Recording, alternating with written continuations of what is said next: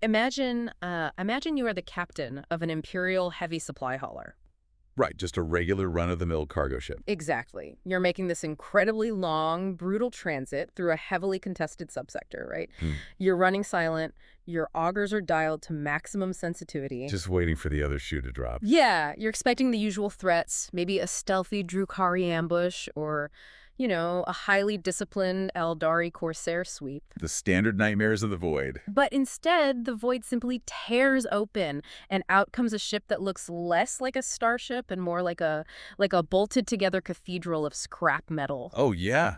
Dripping with neon banners. Bristling with oversized macro cannons and literally sporting a prow shaped like a giant gold-plated jawbone. It rams directly into your aft quarter. It's just pure chaos. Pure chaos. Before your crew can even cycle the bulkheads, the smell of ozone and burnt meat fills the engineerium, and this tide of cyborg aliens teleports directly onto your primary plasma manifold. It's a terrifying image. Bro, it really is. And today, we are unpacking the galaxy's most lethal paradox.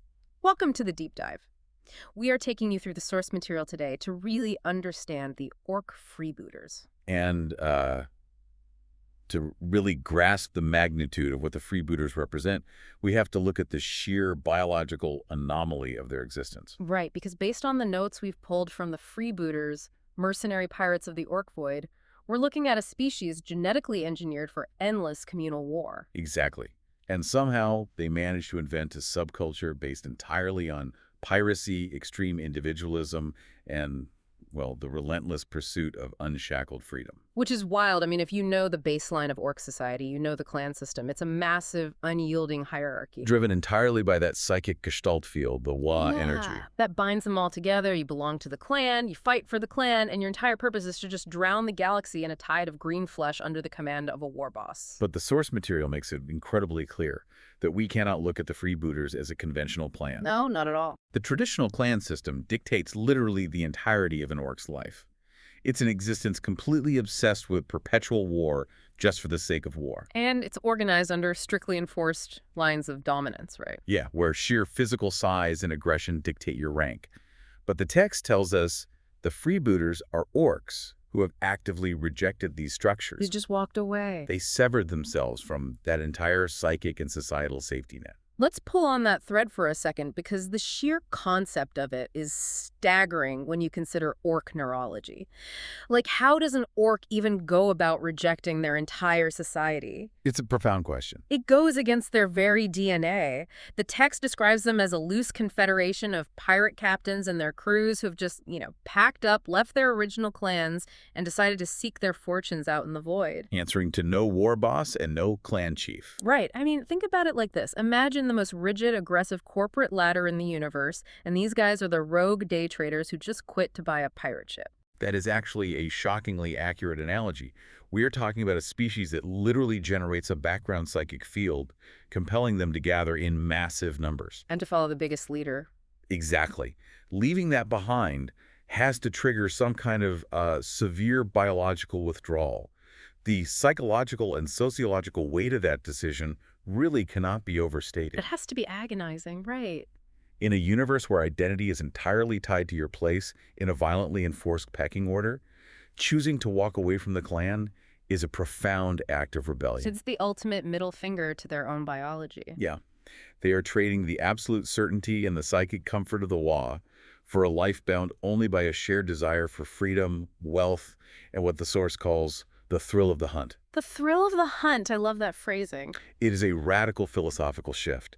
An orc abandoning the clan to become a freebooter is actively choosing to silence that innate genetic call to communal violence. In favor of pure self-interest. Yeah. And their former kin do not take kindly to this, do they? The text highlights a deeply ingrained, un-orky stigma attached to the freebooters. Oh, they are viewed as complete outcasts, essentially heretics, by traditional orcs. Which I find so fascinating. I mean, a notoriously brutal, bloodthirsty race of alien warriors, looks at the freebooters and decides that their profit-driven, mercenary ways are morally offensive. It's incredibly ironic. They find the pursuit of personal profit to be a violation of their cultural sensibilities. It's like, really? That's where you draw the line. Well, it reveals the underlying spiritual framework of traditional orc culture by showing us what they despise. Right, because to a traditional orc, fighting is a communal, almost holy exercise. Done for the sheer joy of the brawl and the glory of their gods, Gork and Mork. It is pure to them. So to fight for personal wealth, or to fight for a paycheck? Or just to accumulate shiny objects instead of accumulating good fights, it's fundamentally repulsive to them. It violates the sacred simplicity of their existence. The freebooter has exchanged the communal violence of the clan for individualized greed. Exactly. But here's where it gets really interesting to me, and I want to push back on this a bit. If they have no war boss, no supreme unifying leader projecting that massive psychic field to dictate the rules, how does this not just immediately dissolve into total anarchy? That's the million-dollar question. Right. You pack a void ship full of hyper-aggressive, hyper-individualistic alien pirates in the deep dark of space.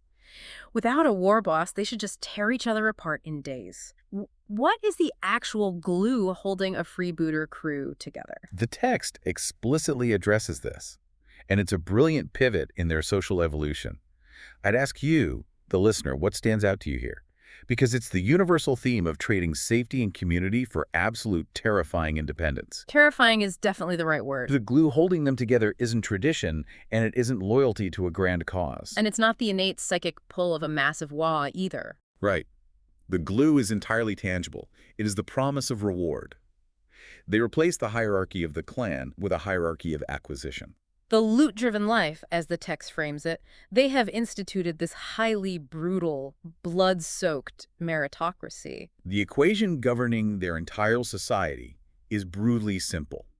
More loot equals more power. More loot equals more power. In the absence of a clan chief dictating your worth based on birthright or sheer organic size alone, your worth is dictated by your physical accumulation of wealth. The richest captain commands the most respect. Exactly. And that wealth isn't just sitting in a vault somewhere on a dusty moon. It is worn. Oh, absolutely. The aesthetic of the freebooters is a critical component of their social structure. We are talking about extensive, highly visible modifications. Bionics, cyborg parts grafted on as trophies from successful raids. Gold teeth, highly polished armor, and the most exotic, bizarre weapons they can scavenge. The source actually describes their battlefields as a riot of color. They don't just hoard their wealth. No, they turn themselves into walking monuments of their own success. And we have to analyze the sociological function of that aesthetic. It's very easy to look at a freebooter captain with a gold-plated jaw and a jewel-encrusted plasma pistol. Maybe a coat made of Xenos hides. Yeah, exactly, and just write it off as simple vanity. But in a society that has actively rejected all traditional laws and authority, visual proof of success is the only currency of control that actually matters. It functions as a visual resume.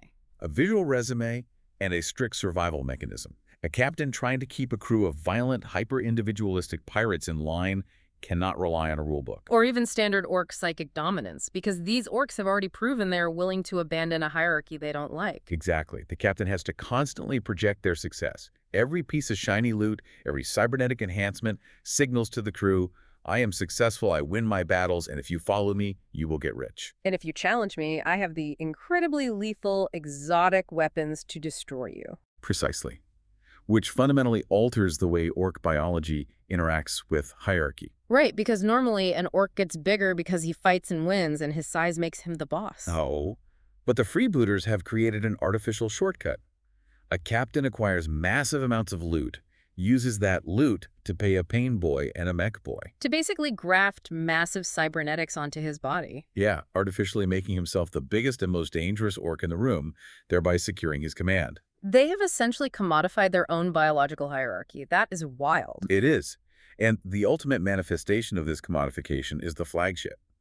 The text notes that their greatest prize is a captured void ship. But they don't merely use it for transport, right? No, they heavily modify it, rename it, and turn it into a massive floating projection of the captain's ego and authority. The mechanics of how they loot and modify a void ship are just nuts. They aren't just repainting the hull. They're tearing out Imperial Auspex arrays and replacing them with massive scrap field generators.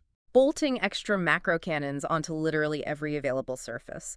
But looking at this tactically, wait, there is a glaring paradox here. Okay. They are void pirates, right? Surviving by raiding and ambushing in the darkness of space. You would assume stealth would be their primary asset. You would think so, yes. Instead, they're flying brightly colored, banner-draped ships that radiate noise and energy. They're practically announcing their presence to every auger array in the sector. It does seem counterintuitive. It's like trying to rob a bank while wearing a neon sign and playing a marching band drum. How does that make any tactical sense when trying to pull off a raid? Well, it highlights a core tenet of orc psychology that survives and mutates within the freebooters. The flashiness, the sensory overload is not an oversight. Okay, so what is it? It is a deliberate tool of psychological warfare. Intimidation overrides stealth in their tactical doctrine. Ah, I see. When a brightly colored, terrifyingly customized freebooter void ship drops out of the warp right on top of a supply convoy, the sheer visual and electromagnetic noise is a weapon itself. It induces panic. Exactly. It induces panic in seasoned voidfarers who expect the cold, calculated strikes of other pirate factions. It's the shock and awe of a high-speed collision. Furthermore, the ship serves as an external billboard for rival freebooter crews. The captain needs his own crew and any potential rivals in the sector to see that ship. And know instantly who the wealthiest, most dangerous orc around is. Right. They aren't assassins hiding in the shadows. They are apex predators announcing their arrival because they are utterly confident that the defending forces cannot stop them. They operate on the assumption that extreme, sudden violence will just overwhelm any defensive coordination. Which it usually does. So if they are entirely driven by acquiring more loot and flash, how do they get it? It turns out they aren't picky about who writes the checks. Not at all. The mercenary aspect of their culture is wildly complex, especially given the geopolitical reality of the 41st millennium. The text explicitly labels them as the ultimate mercenaries. Willing to fight for literally anyone who meets their price, they possess zero loyalty to any grand cause or racial solidarity. Their only loyalty is to their own profit margin. And the client list is staggering. I mean, a freebooter captain will accept contracts from the Imperium of Man, from the Forces of Chaos, from rogue planetary governors. Even against other orc clans? Think about the macro politics of the galaxy we are dealing with here for a second. The Imperium and Chaos are locked in an unrelenting galactic holy war. The hatred of the alien is a fundamental, non-negotiable pillar of the Imperial Creed. Yet, commanders on both sides of this ultimate ideological conflict are secretly opening their treasuries to hire orc pirates. It demonstrates a profound desperation at the heart of the galaxy's power structures. It really does. We connect this to the bigger picture. It shows that raw capitalism, the transactional exchange of violence for profit, can temporarily override even the most deeply entrenched, fanatical religious and ideological doctrines. An imperial governor who has been taught from birth that the alien must be purged will still pay the alien to bleed for him if his planetary defense forces are collapsing. It is the ultimate hypocritical pragmatism. But the source material also waves a massive red flag regarding these contracts. A very large red flag. Right. It explicitly states that fighting for all these different sides has earned the freebooters a reputation for severe treachery and unreliability. Which makes sense, given their profit-driven nature. So put yourself in the position of an imperial commander. Why on earth would you risk hiring a crew of entirely unpredictable, heavily armed alien pirates who have a known reputation for turning on their employers the second a better offer comes along? You only make that calculation when the alternative is guaranteed annihilation. Desperation again. Absolutely. Hiring a freebooter crew is an incredibly high-risk proposition. They might betray you, they might get bored, take their payment, and simply leave the war zone. But a commander backed into a corner needs assets. Sometimes they need deniable assets. If a radical inquisitor needs a rival faction wiped out, but cannot use official militarum forces without sparking a civil war. A sudden, quote-unquote, unprovoked orc pirate raid is a highly convenient cover. The plausible deniability of a random Xenos attack. Exactly. Or, I suppose, a commander might desperately need a sudden, overwhelming, hyper-violent application of kinetic force to break a grinding siege. Or sever an enemy supply line. The freebooters provide exactly that. You pay them, point them at the enemy, and calculate that they will inflict enough catastrophic damage to the opposing force before their volatile nature becomes your problem. And the reason clients are willing to take that massive risk on their loyalty is because of how effectively the freebooters fight. Yes, and the single point of failure in that entire volatile package is the captain. The source discusses this concept of the cult of the captain, Right, he rules the ship with an absolute iron fist. maintaining his position by being the richest, the most powerful, and the most cunning orc aboard. The crew obeys him out of a calculated mix of fear and respect. Heavily predicated on the knowledge that his success directly translates to their success. It all ties back to the brutal meritocracy we talked about. The moment the captain stops securing lucrative contracts, the moment a raid fails and the loot dries up, the respect vanishes. The fear evaporates. The crew will violently overthrow him and install whoever led the mutiny. It is a society perpetually on a razor's edge, fueled entirely by the constant forward momentum of acquisition. Which means they can never, ever stop hunting. But the specific combat doctrine they use to secure that loot is where the text really subverts baseline orc behavior. Section 4 of our material dives into the art of the raid, and it is fascinating. Traditional orcs are known for massive planetary conquests. They launch wars that sweep across solar systems, bogging down into grinding, apocalyptic wars of attrition that last for decades. They thrive in prolonged, bloody combat. The freebooters, however, operate on a completely different tactical paradigm. They are emphatically not a force of conquest. No, they are raiders and boarders.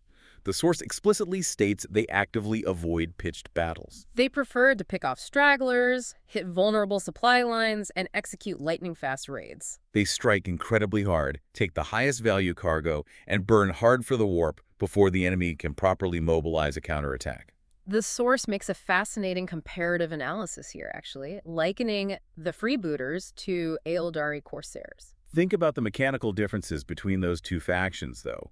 The Eldari are renowned for elegant, incredibly advanced, stealth-based void warfare. Right, they utilize holofields to mask their signatures, solar sails to ride the stellar winds. And millennia of psychic discipline to execute flawless hit-and-run strikes. And the text is telling us the freebooters achieve the exact same tactical result, the devastating, rapid void strike, but they do it through brute force, scavenged technology, and sheer bloody-minded aggression. Exactly. Where the Eldari use a holofield to evade detection, the freebooters might use a scavenged, jury-rigged scrap field generator that throws off so much localized radiation it just blinds the enemy augurs.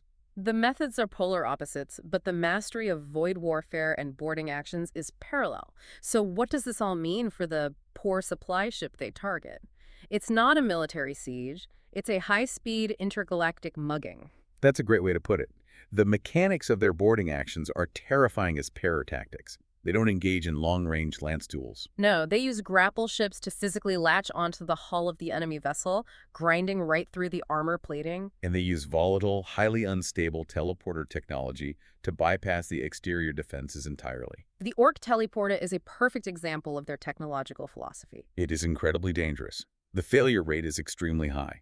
An orc might materialize inside a solid bulkhead or just be scattered across a warp. But the psychological shock of a freebooter boarding party suddenly appearing deep within the vulnerable decks of a ship. It's a calculated terror tactic. It bypasses the heavily armored prow of an Imperial ship and strikes directly at the crew. Imagine the sheer chaos on that defending ship. You are preparing for a standard void engagement, and suddenly your engineerium is swarming with massive alien pirates.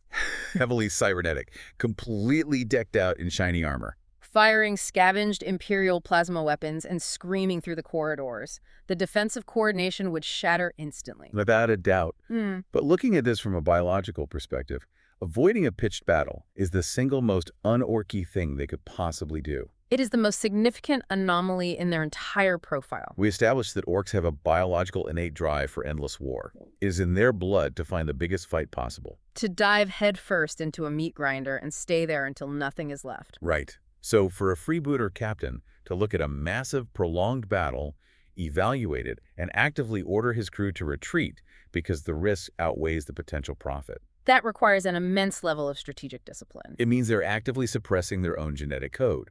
Exactly. It proves that for the freebooters, their cultural desire for wealth has actually overridden their deepest, innate biological imperatives. Their psychology has been completely rewired by their chosen socioeconomic system. They're no longer slaves to the biological drive of the Wa. No, they're bound by the economy of flash and the pragmatic reality of survival in the void. And you can see that adaptability reflected in their war gear, too. They don't restrict themselves to standard orc weaponry. The culture of taking whatever they want absolutely extends to their technological loadout.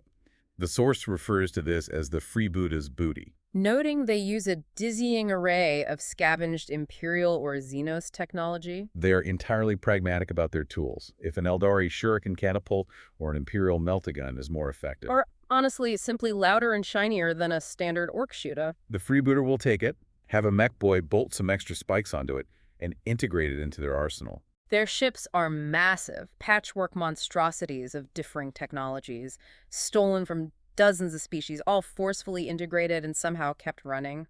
It is the ultimate expression of a scavenger culture, elevated to an art form driven by pure utility rather than dogma. So synthesizing everything we've pulled from the text so far, we have a subfaction of orcs who have committed the ultimate cultural heresy by walking away from the clan system. Yes, they have embraced a hyper-individualistic society based purely on greed, visual intimidation, and absolute meritocracy. They're perfectly willing to sell their services to the highest bidder, betraying anyone along the way if the math works out in their favor. And they execute this entire lifestyle through terrifyingly disciplined hit-and-run void warfare, actively suppressing their own biological urge for prolonged combat. What does the existence of the Freebooters mean for the galaxy at large? The conclusion drawn by the source text frames the Freebooters not merely as a quirky, anomalous subfaction, but as a fundamental horror within the 41st millennium. They embody a very grim truth about the nature of the galaxy. In a universe where almost every other major faction is fighting for a monolithic cause, whether it is the survival of the Imperium, the dark whims of the Chaos Gods, or the rigid structure of a traditional orc clan. The Freebooters are fighting entirely for themselves. And the pursuit of freedom and fortune, when completely unchecked by any moral, societal, or biological boundaries, is a devastating force. The text suggests that the most dangerous people in a galaxy of endless war are often those who have nothing to lose and everything to gain. Exactly.